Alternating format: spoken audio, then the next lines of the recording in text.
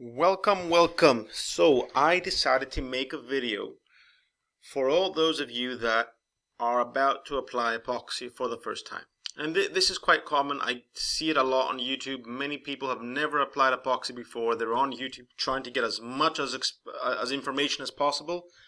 So in this video, whether you are a homeowner and you want to do it yourself, or you are a contractor that wants to move into epoxies, I'm going to talk about how to apply epoxy for the first time, what to look out for.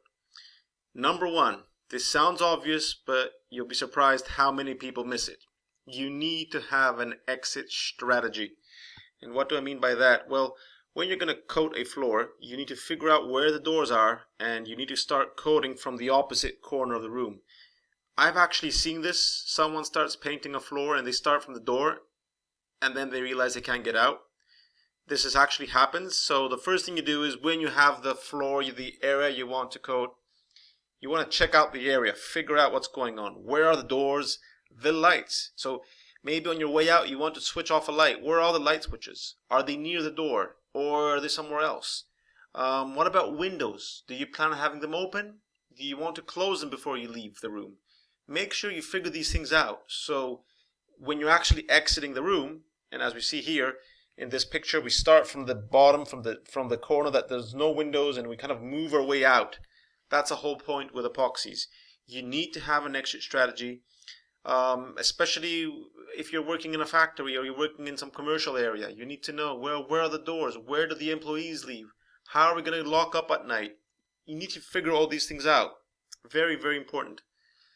Next point I want to make is, you need to have a list of all the equipment and all the supplies ready at hand. You cannot start painting the floor and realize, I need a paintbrush now. Oh, I'm out of masking tape. You need to have these things sorted out before you start, because epoxy is messy, and the minute you start mixing epoxy, there is a certain time you can work with epoxy, then the working life is expired and the epoxy is no longer usable.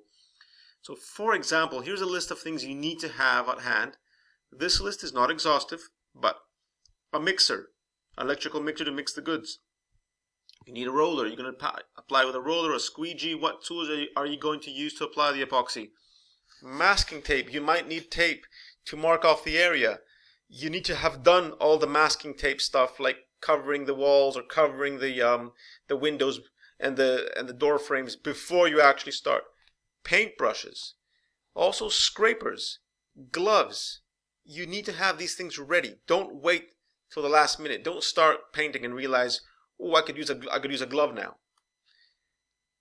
Important point, you do not go searching for them in the middle of the job. These things need to be set up in advance. In fact, in our online course, we have a special module on organizing your work. I will post a link to our course at the end if you're interested. Now let's go to point number 3. Before you do the final coat, every time you coat, you clean the surface really well twice over. Epoxy can be very, very tricky. Floors can be very tricky because the dust just seems to settle and you never actually see it. Here's an example. I posted this in another video where I talked about dust being trapped on the floor. Here, some dust had kind of fallen on the floor. We hadn't seen it. Next minute, the entire surface is filled up with these little dust particles. That is why you need to clean the surface really well, like this guy's doing here with a vacuum. You want to wipe it clean. You want to dust off the walls, the shelves before you even start vacuuming. Make sure there's no dust in the atmosphere. And all that tiny microdust that sticks to the floor, you want to wipe that microdust clean, maybe with a solvent or water, whatever it's going to be. You want to wipe it clean, wait for it to dry, and then you start coating. Number 4. This one's quite funny, but it's quite important, and I see these things go wrong a lot of times, but you want to lock up the dogs and the cats, and jokingly, and the kids, and even your spouse in this case. What do I mean by this? It's very, very common for someone to kind of walk in on the room where you've been coating the floor. They don't know you've been coating the floor. They just walk in, and by the time they've realized what they've done, they've already stepped on the floor. Here's a dog that wants to kind of get in. Dogs are the worst because they're just like playful and they just want to play and be fun and have fun. Next minute you see paw marks on the floor. Or even worse, someone walks in because they haven't been informed, or they have been informed but they forgot, which is very, very common. I mean, the amount of times we have done epoxy floors in companies.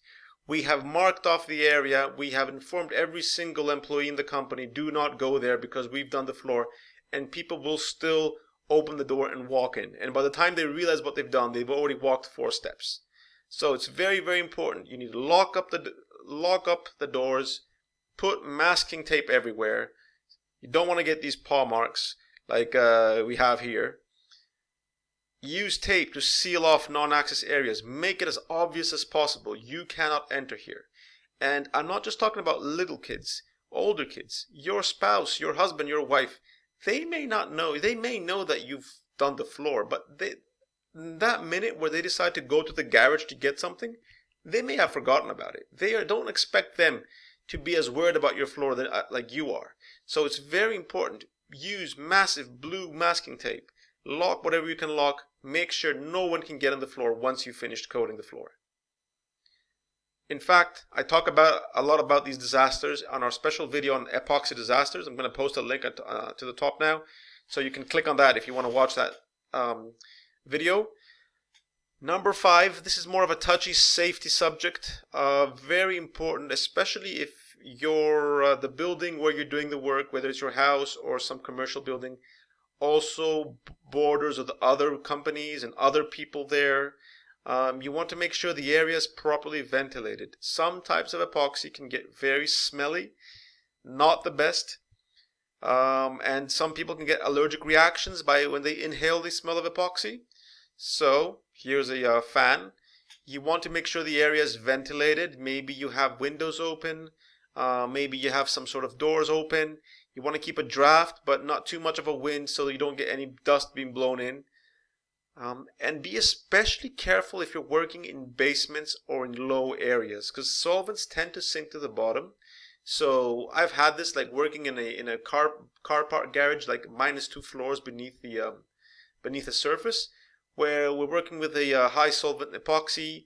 The ventilation wasn't very good in there, and it was an issue. We couldn't breathe properly. We had to get out. So you always want to be wearing masks in this case. Wear masks. Be aware of ventilation. In fact, before starting, make sure, is there any sort of ventilation that can work to minimize the problem? Have windows open. Kind of think, how can I make this project so that the smell of any solvents or any epoxy is going to be minimized. This is a touchy subject because people can get very sensitive to the smells.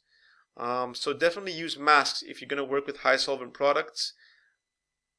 And look out for these symbols. These are common in Europe. I don't know what they use in the States, but the one symbol, the flammable symbol, if you're working with any good that has a flammable sign on, it's very likely that it will smell because it contains some sort of solvent.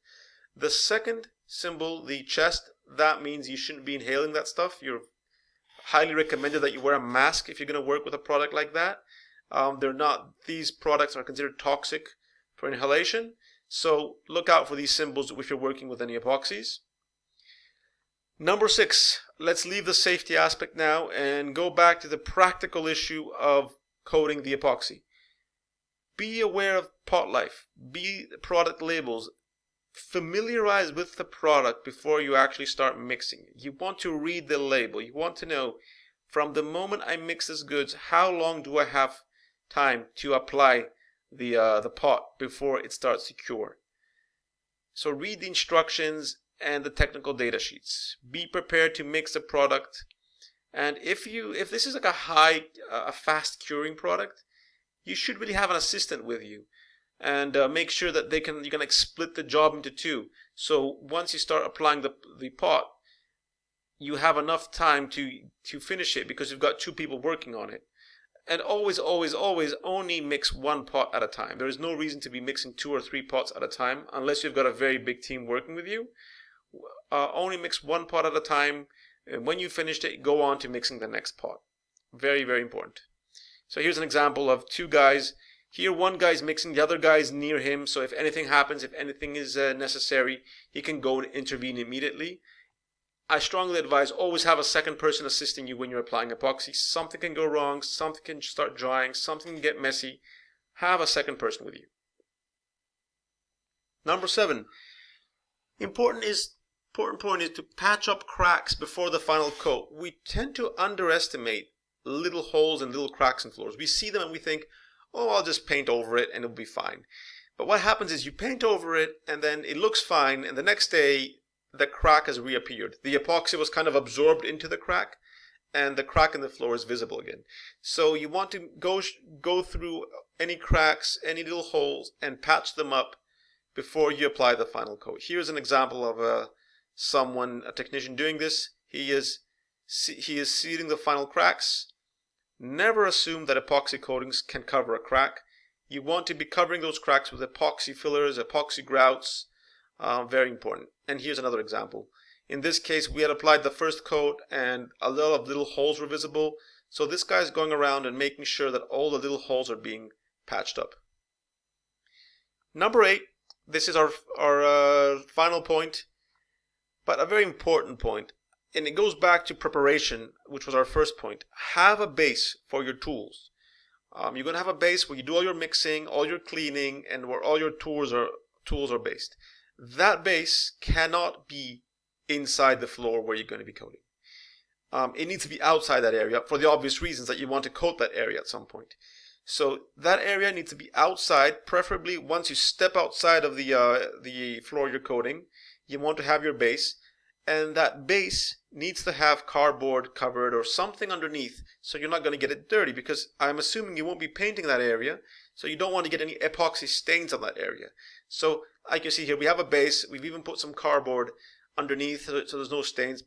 Now if I was doing this thing again, this project again, I would put more cardboard. I'd have a larger area to let my staff mix the goods and have a clean area outside the floor that they're applying to mix their goods. If you do end up getting epoxy stains or getting something dirty that you weren't planning on getting dirty, this is an issue, especially if you're working in your house. You may want to watch our video on how to clean epoxy. I'll post a link to it now. Anyway, thank you very much for watching. I'm going to post a few more videos that I think are very relevant if you are just starting out, and hopefully you'll learn more about epoxies. Please, if you enjoyed this presentation, leave a comment, share it, like it, send it to someone you think will benefit. It really helps us. Thank you very much for watching, and remember, subscribe to our channel if you haven't already.